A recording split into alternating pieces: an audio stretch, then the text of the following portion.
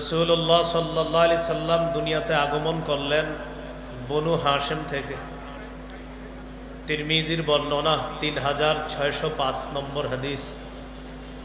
এই হাদিসে আল্লাহ রাসূল সাল্লাল্লাহু আলাইহি ওয়াসাল্লামের ইরশাদ, নবীজি বলেন, ইন্নাল্লাহা আস্তাফা মিন ওয়ালাদি ইব্রাহিম ইসমাঈল। আল্লাহ তাআলা ইব্রাহিম আলাইহিস সালাতু ওয়াস সালামের সন্তানদের মধ্য থেকে ইসমাঈল আলাইহিস সালাতু ওয়াস সালামকে নির্বাচন করলেন। ওয়াসতাফা মিন ওয়ালাদি ইসমাঈল বনি কিনানা। ইসমাঈল আলাইহিস সালাতু ওয়াস সালামের বংশ থেকে বনি কিনানা গোত্রকে নির্বাচন করলেন। ওয়াসতাফা মিন বনি কিনানাতা কুরাইশান। বনু কেনানা থেকে আল্লাহ তাআলা কুরাইশ বংশকে নির্বাচন করলেন। ওয়াসতাফা মিন কুরাইশিন বনি হাশিম। কুরাইশ থেকে আল্লাহ তাআলা বনু হাশিমকে নির্বাচন করলেন। রাসূলুল্লাহ সাল্লাল্লাহু আলাইহি ওয়াসাল্লাম বলেন, ওয়াসতাফানি মিন বনি হাশিম। আল্লাহ তাআলা আমাকে বনু হাশিম থেকে নির্বাচন করেছেন। রাসূলুল্লাহ সাল্লাল্লাহু আলাইহি সাল্লাম দুনিয়াতে আসলেন। নবীজি সাল্লাল্লাহু আলাইহি সাল্লামের আগমন, জন্মের আরবি হলো মিলাদ, সাথে আন নবী লাগাইলে মিলাদুন নবী। এখানে আন নবী দ্বারা উদ্দেশ্য মুহাম্মদ সাল্লাল্লাহু আলাইহি ওয়াসাল্লাম। পুরাটার অর্থ দাঁড়ায় মুহাম্মদ সাল্লাল্লাহু আলাইহি ওয়াসাল্লামের জন্ম। তিনি আসলেন পৃথিবীতে। তাকে দেখতে কেমন মনে হতো এক বাক্যে যদি বলা হয়, তিরমিজির বর্ণনা 3637 নম্বর হাদিস, 3637 এই হাদিসের মধ্যে আছে, কানা রাসূলুল্লাহ সাল্লাল্লাহু আলাইহি ওয়াসাল্লাম আবিয়াদা কান্নামা সিগা মিন ফিদ্দা। রাসূলুল্লাহ সাল্লাল্লাহু আলাইহি ওয়াসাল্লাম এত সুন্দর ছিলেন, দেখলে মনে হতো যেন তাকে রূপা দিয়ে গঠন করা হয়েছে। রাসূলুল্লাহ সাল্লাল্লাহু আলাইহি ওয়াসাল্লামের মাথা কেমন ছিল? আল জামিউস সগীর হাদিসের কিতাব 6452 নম্বর হাদিস। এই হাদিসের মধ্যে আছে, কানা রাসূলুল্লাহ সাল্লাল্লাহু আলাইহি ওয়াসাল্লাম যখমার রাসি।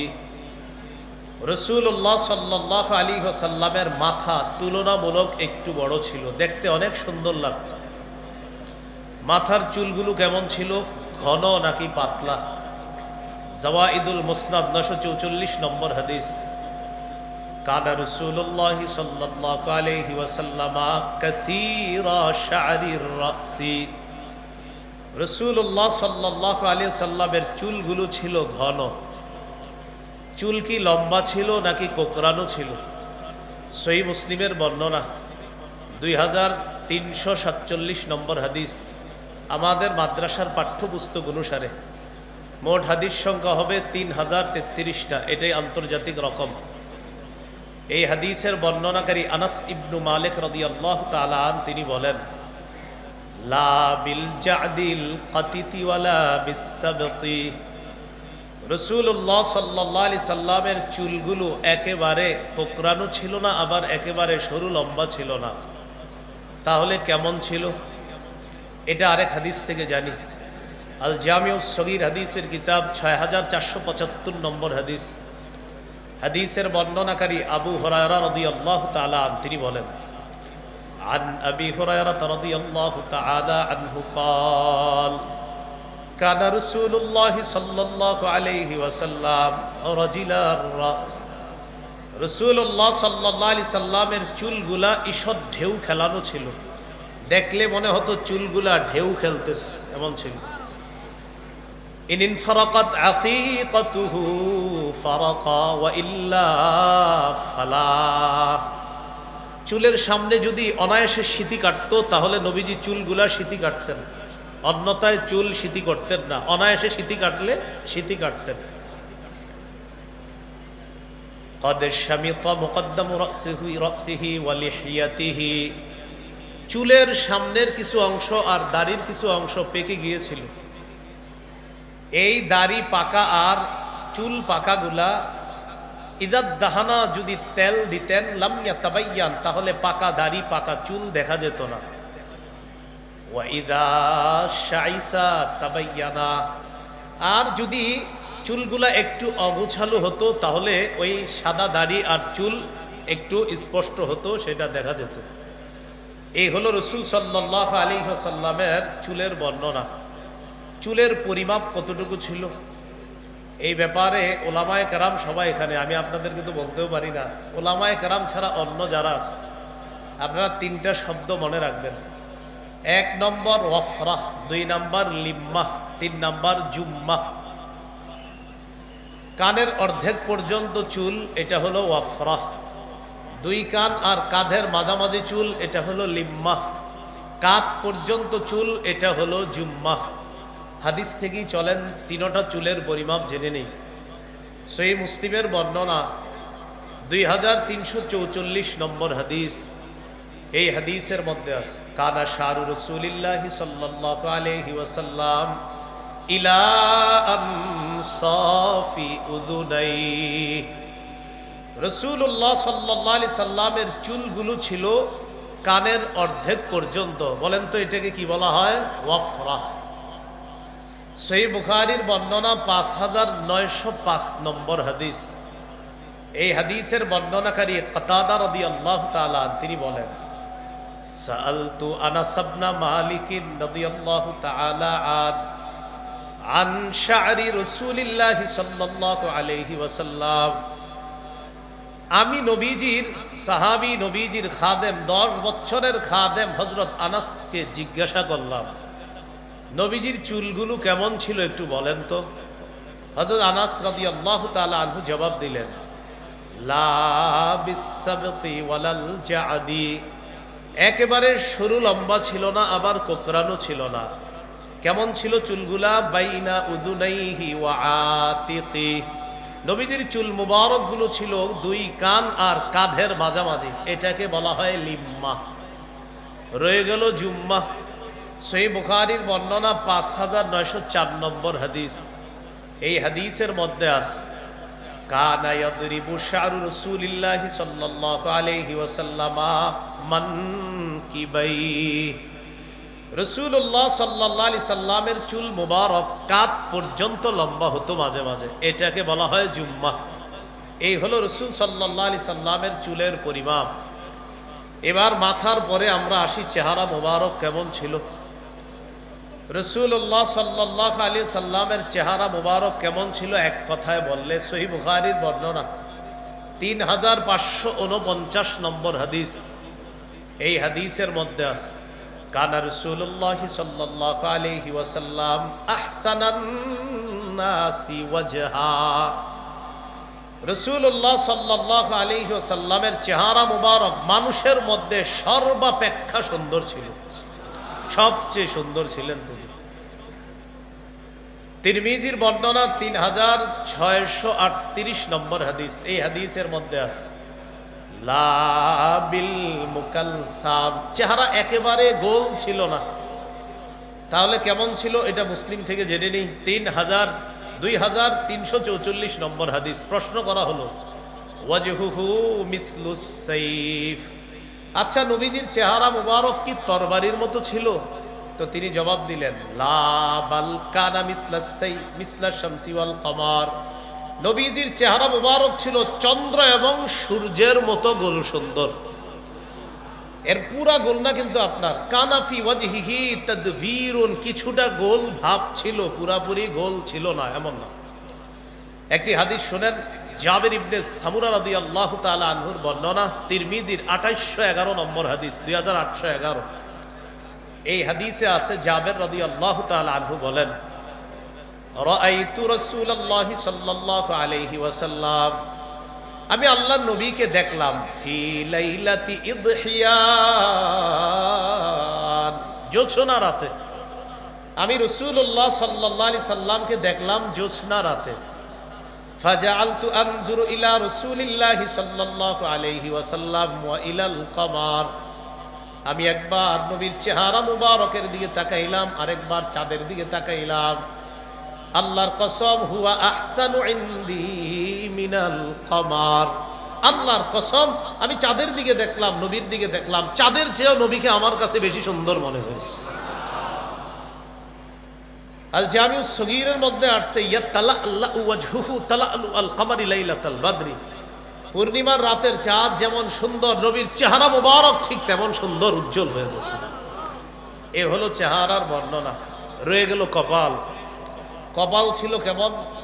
ওয়াসিআল জাবিন, ললাট ছিল প্রশস্ত, কপাল ছিল প্রশস্ত।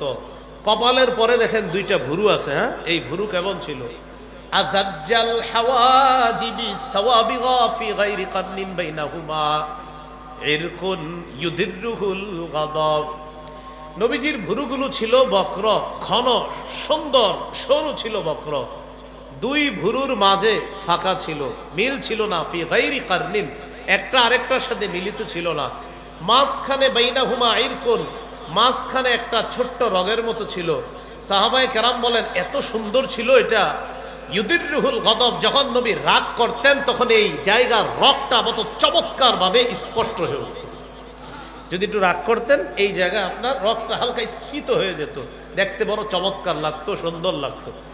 গর্ভবতী স্ত্রীদেরকে এইগুলা একটু শোনায়, বুঝছেন, নাটক সিনেমা না দেখা এইগুলা শোনাবেন। নবীজি নাক কেমন ছিল, কান কেমন ছিল, এগুলা এদেরকে লিখে দিবেন, টানায় দিবেন, ঘরের জানালায় ঝুলিয়ে দিবেন।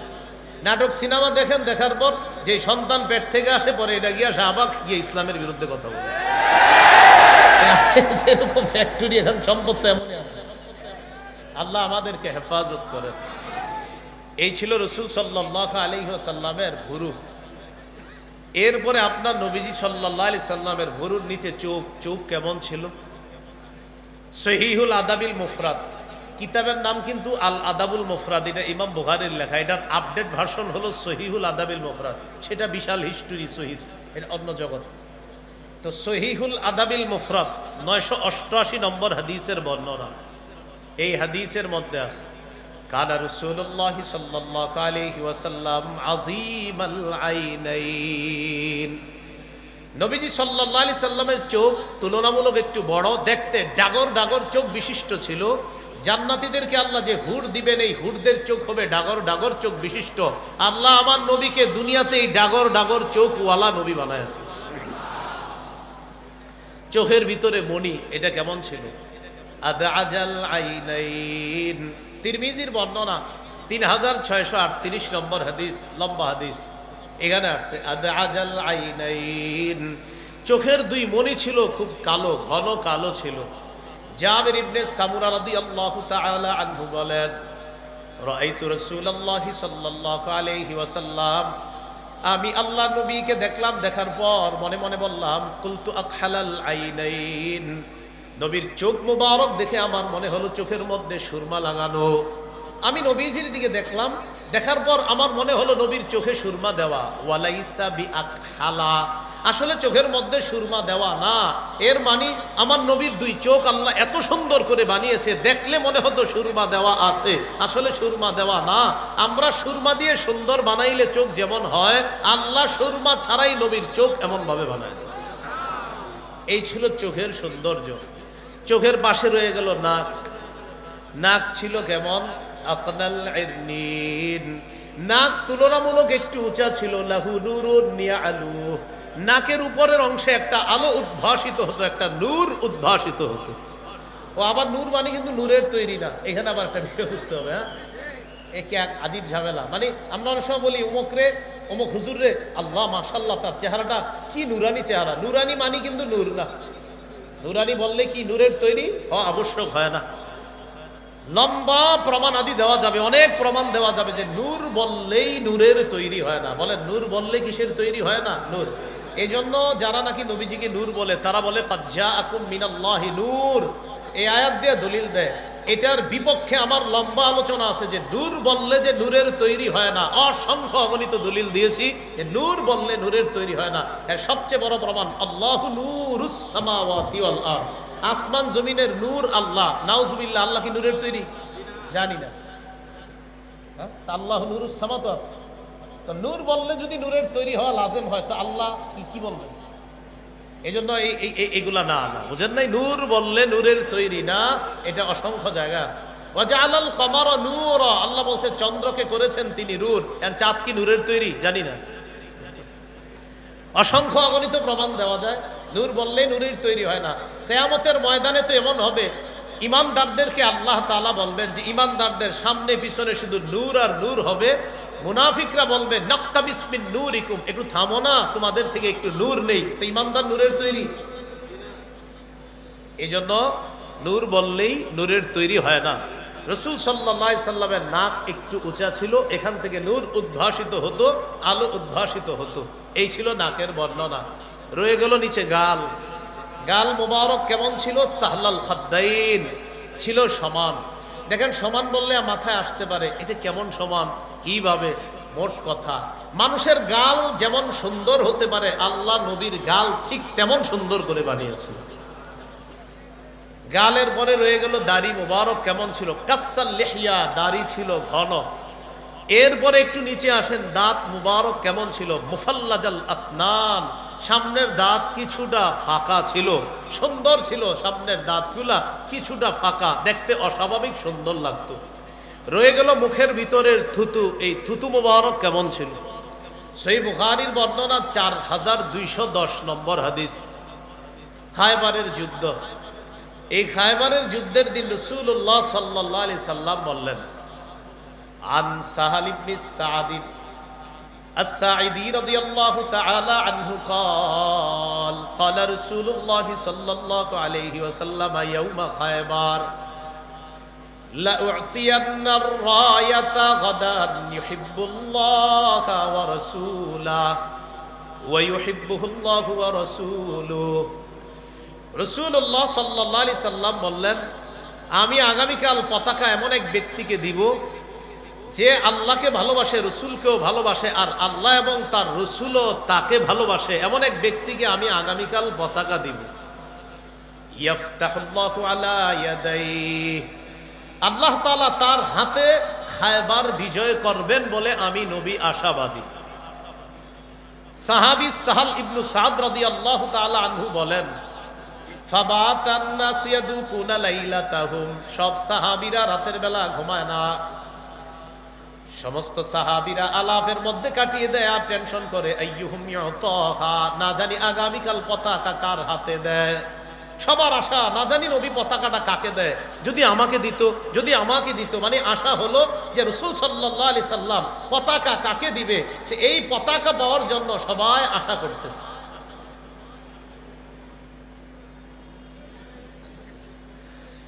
তো আলী ইবনে আবি তালেব রাদিয়াল্লাহু তাআলা আনহুকে পতাকা দিবেন রাসূল সাল্লাল্লাহু আলাইহি ওয়াসাল্লাম।